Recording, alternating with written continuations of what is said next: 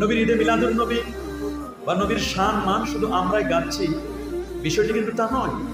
বরং ফ্রান্সের একজন প্রফেসর ডি লা মার্টি, যিনি 14 বছর পর্যন্ত আল্লাহর হাবিবের শান ও মান নিয়ে গবেষণা করেছেন, 14 বছর গবেষণা করেছেন। গবেষণা করার পরে একটি রিপোর্ট দিয়েছেন।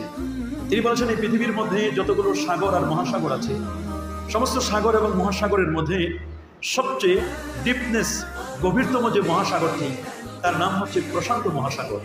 সেই প্রশান্ত মহাসাগরের মধ্যে একটি জায়গা আছে, এটার নাম হচ্ছে চ্যালেঞ্জার দ্বীপ, যেটাকে মারিয়ানা ট্রান্স বলে। সেই মারিয়ানা ট্রান্স বা চ্যালেঞ্জার দ্বীপটি, এর গভীরতা হচ্ছে 11 কিলোমিটার।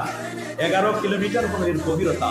কাঞ্চনজঙ্ঘা বা হিমালয় পর্বত সহ বড় বড় পর্বতগুলো যদি সেখানে ছেড়ে দেওয়া হয়, 8 কিলোমিটার উঁচু হলো হিমালয় পর্বত। হিমালয় পর্বতটি সেই চ্যালেঞ্জার দ্বীপে ডুবে তার উপরে 3 কিলোমিটার পানি থাকবে। সুবহানাল্লাহ। তিনি যে বক্তব্যটি দিয়েছেন, তিনি বলছেন, after 14 years of research he reported that might be calculated ocean Pacific but it is never possible to bring a character Prophet Muhammad sallallahu alaihi wasallam।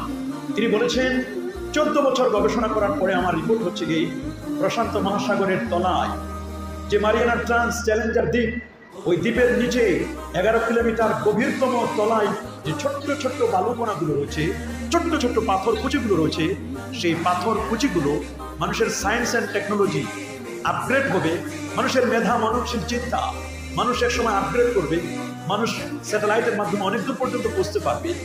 বসতে বসতে যারা চ্যালেঞ্জার দ্বীপের নিচে কতগুলো বালুকণা আছে, প্রত্যেকটি বালু তারা কাউন্ট করতে সক্ষম হবে। সুবহানাল্লাহ। চ্যালেঞ্জার দ্বীপে কত কোটি বালু রয়েছে, সে বালুগুলোকে তারা পরিমাপ করতে পারবে।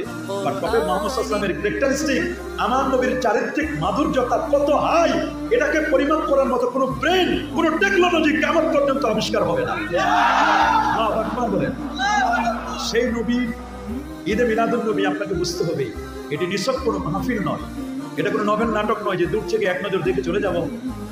এটাকে বসতে হবে, নবীর আশিক হতে হলে, নবীর প্রেমে উজ্জীবিত হলে, নবীর সম্মানকে উজ্জীবিত করতে হলে, নবীর শাফাআত পেতে হলে আপনাকে এখানে কথাগুলো মনোযোগ দিয়ে শুনতে হবে, বসতে হবে। এই কথাগুলো কি বলা হচ্ছে, এটি শুধু শোনা নয়, ভাষা নয়, এটিকে হৃদয়ঙ্গম করতে হবে।